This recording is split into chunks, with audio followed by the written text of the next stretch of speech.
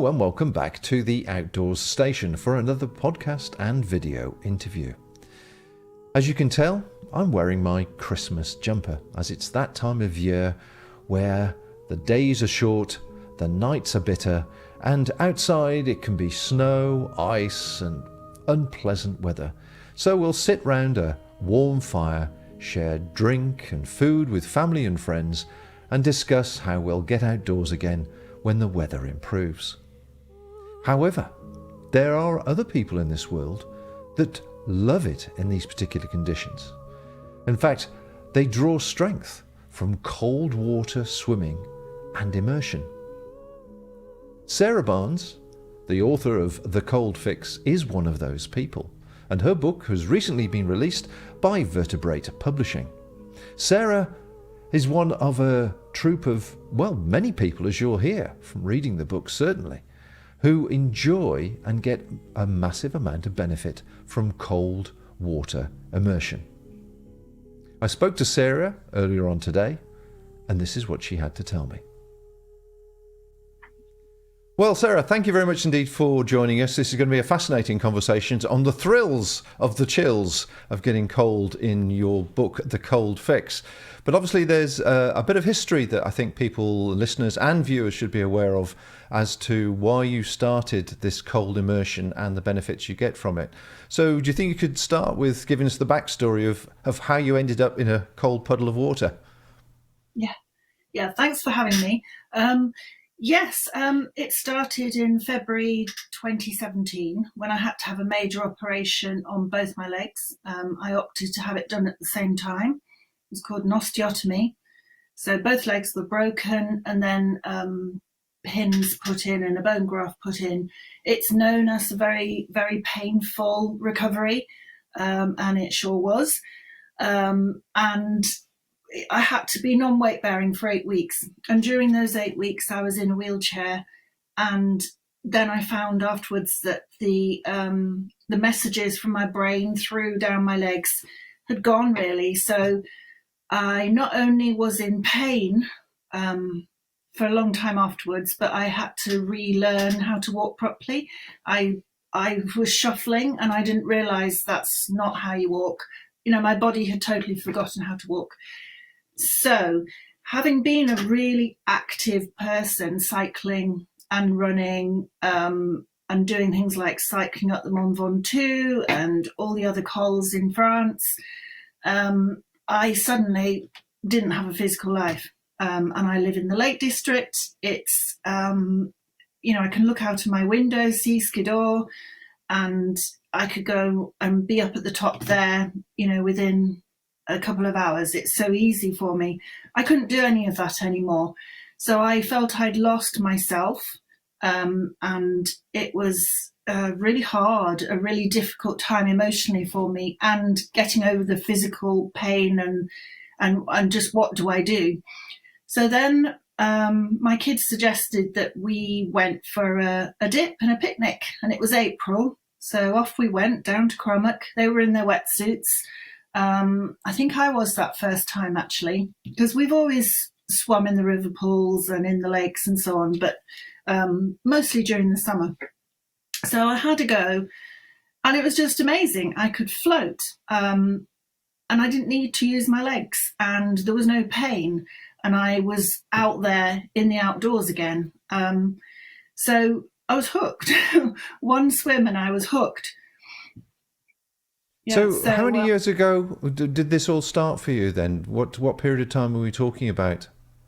The first time I went in was April 2017. So that actually is 6 years ago now. So quite a long time ago. Taken me that long.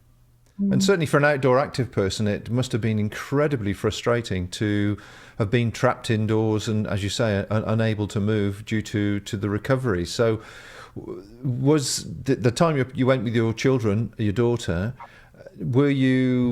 what was your movement like? Were you just sort of shuffling and taking a long time to get somewhere, or did you sort of have some sort of ability to walk fairly normally at that stage? I was semi-weight bearing, so I was allowed to walk on crutches as long as I didn't put the full weight down. So it was it's a 20-minute walk down from the car to the lake. and then it's quite rocky. So I was getting in on my crutches, and then I just kind of fell in, and I discovered that I floated and crutches don't, because they got holes in. Okay. But was that a cold immersion, or was it just a chilly summer's day that we were talking about here? That's April time. So Cromwick is a very deep lake, and it holds its cold well into June, July. So it probably was about 14 degrees. So by anybody's standards, that's quite cold. Right. I'm fairly tough with the cold anyway. So it didn't bother me too much, and I had the wetsuit on. So that was a help. So that wasn't the cold that got me then. That was the feeling of being outdoors again. And I thought, aha, this is possibly how I can get back into the outdoors, by being Right. in the water. Okay. So what happened next then? How do you go from that to it getting colder and colder? Because presumably you did immersions on a fairly regular basis as part of your recovery. Yes, I think I found that it was the coldness of the water, and we're talking even in the summertime, it might get to 18, 19. It's still cold. It still has an effect on reducing inflammation, reducing pain. And it, because it gave me the confidence to be back outdoors again, as I was starting to sort of walk more and do more, I swam more. I met other people who were swimming. And actually, 6 years ago, it was still thought to be slightly odd. Cars would still slow down if they saw people swimming in the lake. So it was slightly unusual. And I'd heard about this winter swim, chill swim down in Windermere that took place in February. But in order to do it, you had to be in the water sort of 3 or 4 times a week, right through. So that first winter, 2017-18, I decided with a couple of friends just to swim right through the winter. So we were going 3 or 4 times a week in our swimsuits, and we took each swim at a time. And we just felt so proud of ourselves, because every time we were okay, and we took advice from other swimmers, and we read up and we listened to our bodies, and we got ourselves ready to do this chill swim, which I don't think actually happened in the end. But we had got completely hooked by then on the cold. Now the cold was coming into it for me. The actual way it resets you, not just the pain reduction, but it does something psychologically to you. That sounds as if it's odd. Yeah, well, it's I've read through your book, and I can understand the concentration that going through the process makes you stop and be present in the moment, which it obviously must be focusing a lot on the moment, just because your body's reacting to something that's unfamiliar in some respects. You're putting yourself through quite an unusual situation as regards when you're used to being centrally heated and so on. So your group of friends that you were with, was there somebody leading you to get colder and colder, or was it just purely the sort of social media and the information you were picking up about the benefits of these cold immersions that piqued your curiosity, that made you want to get colder? Or how did it develop from the chill swim, or the idea of the chill swim that you were going to do, into something that was definitely at the next level? That was the bit I couldn't quite grasp in the book. Okay, I think it was the idea of going to Estonia or Russia. I particularly wanted to go to France and do one of the winter swims, the ice swimming. And I started to read more about that, and talk to people like Jamie Monaghan, who is in the book, and a couple of other people who had actually been out there. And they said it was just such a good community. So this is when the idea of community came in as well, and the cold water ice swimming community are just, there's something about them. There's everybody who's in it seems to have a certain personality, a certain non-judgmental attitude, and you feel that you're part of something bigger, because it was taking it beyond the Lake District, beyond the United Kingdom, and out into the world again. So we're talking about here probably winter 2018-19. I was doing it more regularly. I was starting to post more on social media, building up friendships beyond where I live, which is a very, very rural backwater. You can go out and not see anybody, which can be quite lonely as well. So it came pain relief, cold, community. Okay. So this first photograph then, when in the period of time, when did that take place? This is your first winter swim, is that correct? This is the first time I went on my own into an icy tarn. I had tried the previous winter in February to go up with a group of friends, and it's a good hour's walk up a bridleway, and I couldn't manage it. And we had the beast from the east. It was the week or the weekend of the beast from the east, and I just couldn't really stand up against the wind. I was getting cold. I think I did have a crutch with me or walking poles because I was still in a lot of pain. I had really desperately wanted to get to the top.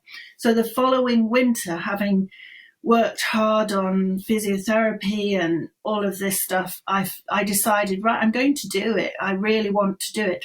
So I went up there on my own, and then this lady appeared and she said, "Are you a swimmer?" And I kind of couldn't deny it because I was in a bathing costume and a bobble hat. And so she stripped down to her undies and she came in with me. And that's what really ignited my joy in the community, and how just it's almost they're irrational, but they're also very focused. And it's such a delightful combination. And she just came in with me, and we just had this amazing time, amazing swim in this very, very cold water. There was ice, not just here, because this was the more boggy bit. And was she a winter an ice swimmer, a cold swimmer, or was she just curious about what you were doing and decided to join you? Bit of both, really. She was a regular swimmer. She's a regular walker and swimmer. But I think she just thought, I'm going to do it. I want to go in. Partly maybe she thought, this woman shouldn't be going in on her own, but, she just wanted to come in. So it was a spur of the moment thing as well, because she didn't have anything with her apart from walking stuff and a thermos flask and a husband and a dog, so she she wasn't prepared, but she just did it, and it was just wonderful. Oh, bless her. It's phenomenal, isn't it? Yeah. So describe to people then, if you would, what does it feel like? What emotions go through your mind and obviously sensations in your body as you start going below what would be classed as sort of chilly water into really, really cold water? When is there a measurement? Is there a temperature that suddenly, right, once you're below 10 degrees, 5 degrees, whatever it may be, if there's a significant thing that happens? Or does everybody go through this slow process of dropping down lower and lower temperature wise each time before they get to a sort of the agreed level of what is classed as being a cold immersion? I think 10 degrees is quite an interesting temperature. I think that's when people come out of the woodwork on social media, if they like the cold water. Once you get to 10 degrees, the sort of summer swimmers tend to go away. And then for me, when you get down to 7, that's when I really start to notice it. And I think everybody is getting really excited. There is a real buzz when temperatures start going 7 and below. And then there's a particular temperature, 3.7, at which if I'm swimming without neoprene gloves, I lose my hands quite quickly. I probably couldn't swim more than, 20 strokes out, 20 back, and I would be losing my hands. Now, if you lose your hands, they don't drop off. You just lose all feeling. They become claws. A, you can't swim properly, and B, you can't get yourself dressed. So actually we're talking getting into serious problems potentially, because you've got to be able to get yourself dressed and get in your car, start the engine, start warming up. You've got to be able to pour a drink and so on. So it goes by degrees once you get to 7. 6 is an insignificant number. You're waiting at 7 to get down to 5, and then at 5 you're really wanting to get down to like 4 and then sub 4. 5 is the official ice swimming temperature, below 5. But really everybody wants to be in 0 degrees. Wow. And you're obviously very specific about your temperature rating. Do you carry a thermometer with you and gauge the temperature of the water beforehand, or is it rule of thumb? It's because I noticed when somebody did have a thermometer once in Bassenthwaite Lake, I noticed, and my hands were like claws, and I couldn't, if I went like that, I couldn't feel them against each other. And she'd measured it at 3.7, and I thought, aha, that's the temperature. For me, that's my temperature when I need the gloves on, or I need to keep my hands out of the water, right, to keep safe. And what about the actual experience your body and mind go through? Could you vocalize that at all, about how it feels and the sensations you go through as you immerse yourself slowly into colder and colder water?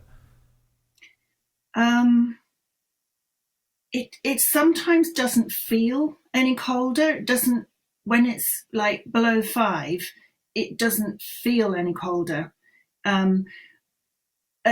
You notice the difference. You swear more, you're more loud and more vocal about it at sort of 10 down to 7 to 6.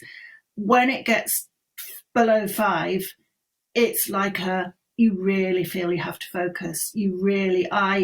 I feel it on my skin, but I sense it in my mind and in my body.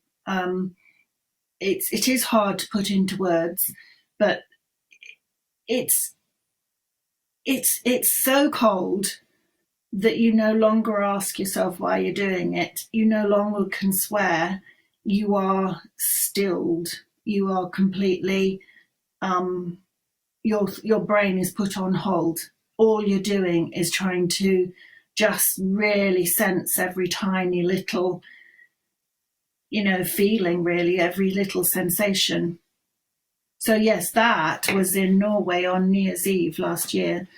And I was happy. I was so happy. I wasn't warm. I still knew it was cold.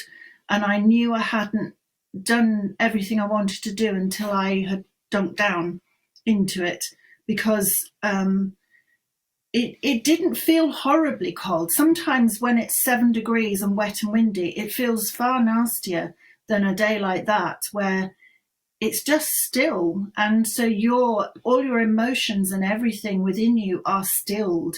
And it's this magic calm, where, the tiniest little thing you can feel and sense and hear and smell. Smell's very important at different temperatures as well. Okay, well, I was just going to run the bit of video that you sent me with the sort of got the complete story on, from your injury through to some of the experiences, and then we'll come on to some of the other pictures where you talk about your experiences when you've been with others. If you'd like to just talk us through this little film. Okay, so this is in the very early days after the operation I had, where I was in my bedroom for 8 weeks, using a wheelchair, using a banana board to get from wheelchair onto anything, really. And it was just funny. It was a funny time. And those are the wounds, 50 staples. And then I started walking again on crutches. You can see how thin my legs got. And then just started to get back outside. And I think you can see in my face and in my demeanour that I'm in my happy place completely. Having my physical self taken away from me, it just ate me up inside. It destroyed me nearly. And I think you have to rebuild your body confidence as well. I got back to cycling, which had been my passion. That was my contract for the book, The Cold Fix. And then I used to hate deep water. I couldn't jump off things. So I made myself face a lot of fears during this time because it stopped me being scared of the future. Well, congratulations. It certainly is quite a journey, isn't it? Now, in the book, you have talked about the community, obviously, and the people you met and the sort of gatherings and how there are a whole variety of different characters. You've sent me some pictures, which I'm going to go through at the moment in some sort of random order. But perhaps you would like to talk us through some of the people on here and some of the experiences that you've had, because you've been to many different countries. Some people are well known, I understand, and other people's are just sort of enthusiasts, but not particularly famous within the circles. And you seem to have tried everything that you wanted to try and set out for yourself, the immersions, the complete dunks and so on. And obviously we've got the cold water bath, and we'll finish on that, if we may, through the pictures. So moving on from this one. So this is when I went to Norway and really got into the ice. This was what I wanted, was the ice and learning about it. And I didn't realize it was sharp. So you can be chopping away at it, trying to keep your balance. And then you have to be aware that you've got an axe and you've got ice, which is really sharp. So I had a lot of scratches and wounds and a lot of learning to do, really. This is trying to write a bit harder. I went down to the south of France and met Claudia, who swims in the Mediterranean and up in the mountains. So there was actual ice there in that water, and it was 4 degrees. And then this is Lilu, who I swim with in the Lake District, who never feels the cold. She doesn't know when to get out because she just doesn't feel the cold. But she absolutely loves it. And then this is my Japanese bathtub that I have outside my bedroom. And I got that 2 years ago now. So you can see, I can see the mountains from my house, which was torture when I couldn't get there. So this froze over this winter. It has frozen over this winter again. So I can literally go and sit in my own ice hole outside my bedroom, which is really safe. And I presume that's your regular resting place that you mentioned in the book. Now you've got this, so you don't have to obviously go to various places. You can just nip straight outside and do this. Now, it's a matter of interest when you're doing this. When I haven't done anything similar to what you're talking about, but when I've certainly had cold immersions in cold streams, it's usually after I've got warm. So I might go for a run first and then immerse myself, or do some yoga or whatever it may be. As part of the routine that you do, obviously, if you're walking up a mountain, you're going to get warm in the process, and traveling to various places. But is it normal to get warm first in some sort of physical way before you immerse yourself? Or like with the bath, the tub you've got at your house now, do you not get warm? Do you just get out of bed and go straight in, as it were? I tend to do some yoga first so that I've loosened up, and then I'll go and sit in it. It is really lovely to go for a walk first, and if your legs are hurting, to get in that because the pain goes away. But if I'm up by a mountain tarn, what I tend to do is stand in my swimming costume just for a minute or so and prepare my body for the cold, because it seems really unfair when it's kind of hot and sweaty and you are a long way from help up there. I let the cold air get to my body. I let the sweat from my backpack kind of go away. This is the lady up in Scotland. A lady spent lockdown in her wheelie bin every day. She used to go and sit in her wheelie bin. She lives in Birmingham area, and this was her saviour. She actually took it on as a lover, and her husband was quite happy for that, and he used to take out her towel and a cup of coffee and make sure she went out there every day. And it was a beautiful relationship, which came to an end after lockdown, and she was forced to go back out to the lake. But I believe she's using her wheelie bin again now, because again, it's like my tub. It's convenient, it's predictable, it's safe, and it's accessible. This is Bassenthwaite, and this is Alice, who's also in the book. And we meet, she'll get up and we'll go early mornings, and it's a beautiful place for sunrise. And we just chatter away. And it's just a lovely thing to do with friends, just one friend, couple of friends. Do most people that you've met and that you obviously bring into the book as well, have many of them come from requiring some aid to recover from some sort of medical or operation situation, or have they come to it on a different route? You know, the reason they're actually doing it, is it for other reasons apart from sort of medical benefits? Absolutely. This is what I found with everybody I interviewed. It was a totally different reason why they love the cold.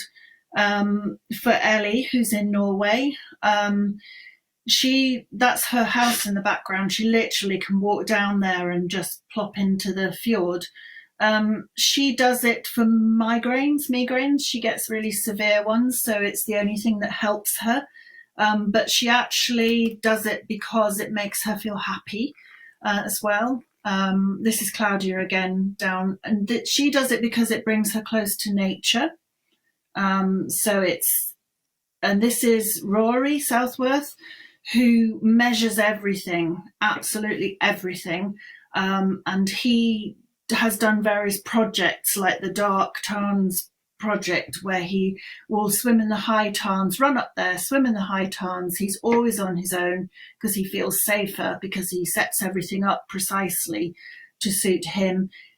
He does it because he is constantly competing against himself, time, distance, cold, etc.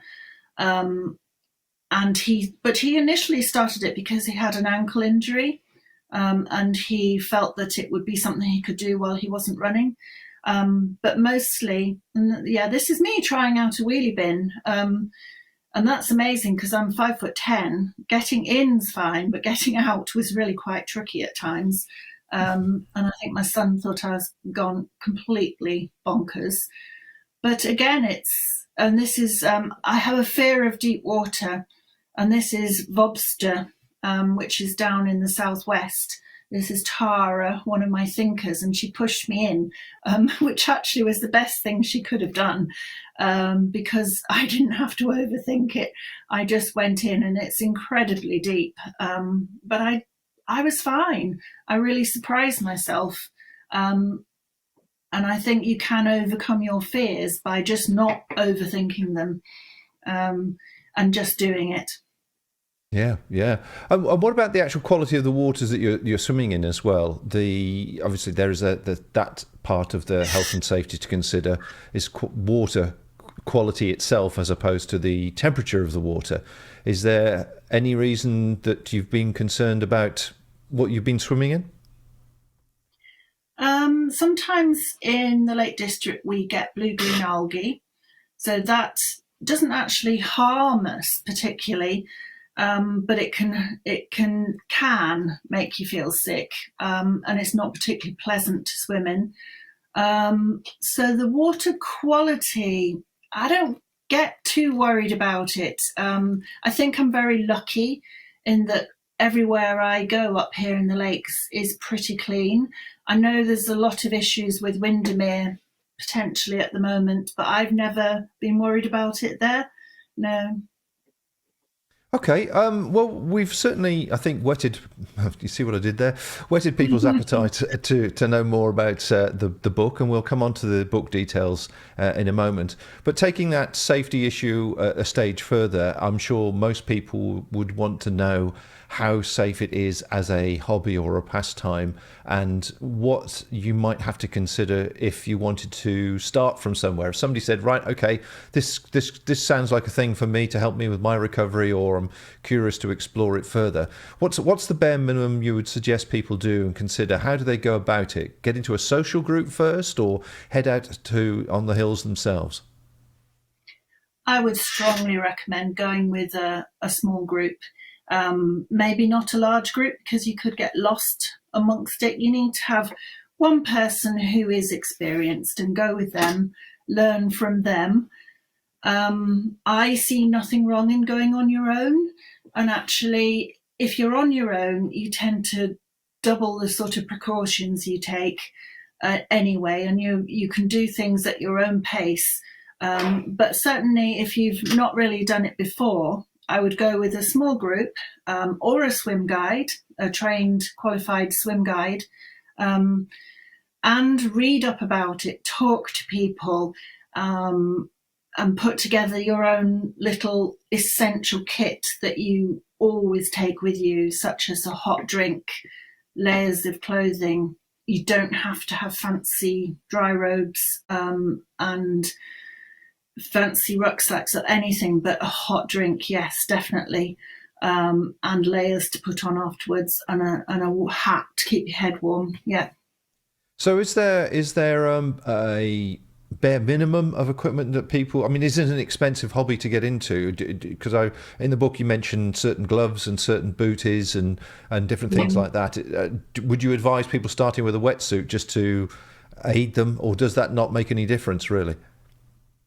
I wouldn't start with a wetsuit. If your plan is to swim skins, which is what it's called if you're just in a swimsuit, then start swimming skins.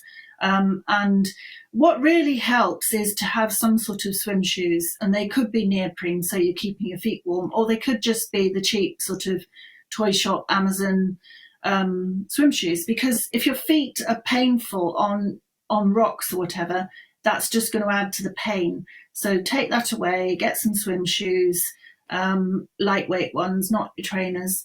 You don't need a big cloak. Get a microfiber changing robe thing that you can just kind of pull down over you. So that stops the wind on you straight away. Some kind of rucksack, hot drink.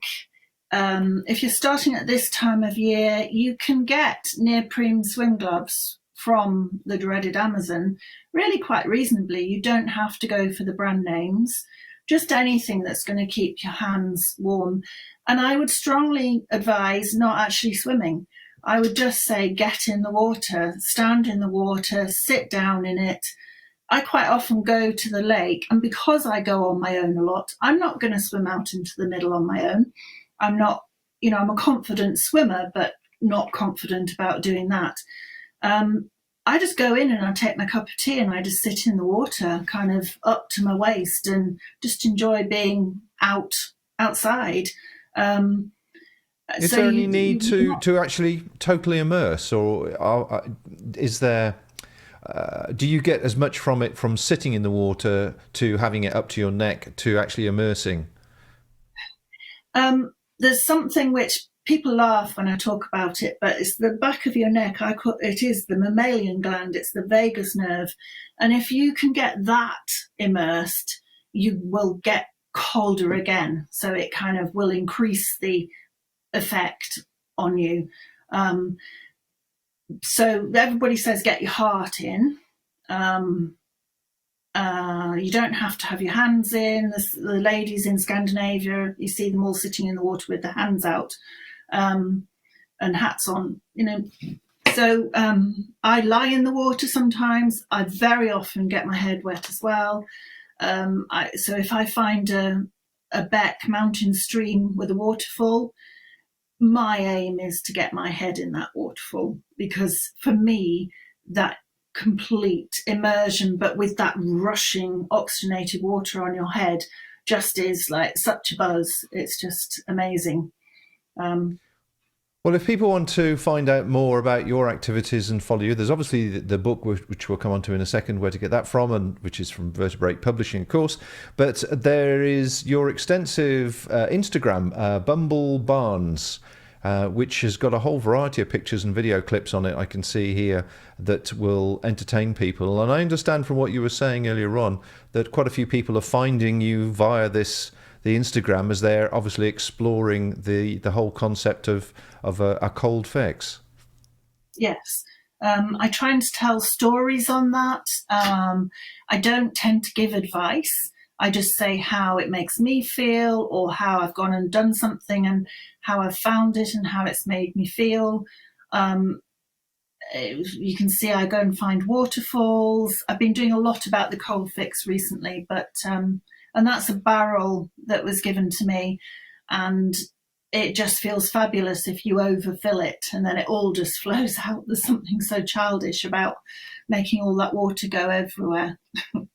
And have a nice big mug of tea there next to you by the looks of it. Well, yes, that's my mug. Yep. It's just the people I meet. I like to do posts about the people I've met and just tell little stories rather than just say, yeah, I met so-and-so, we went for a swim. I use it as a testing out my own writing skills as well. Excellent. Well, people obviously would like to read the book, I'm sure. So let's just have a look where they can get that from. Of course, they can get that from Ventura Publishing, and the dreaded Amazon, as you said yourself, is another place. And they can pick it up in all sorts of formats, hardback, softback, and good old Kindle as well.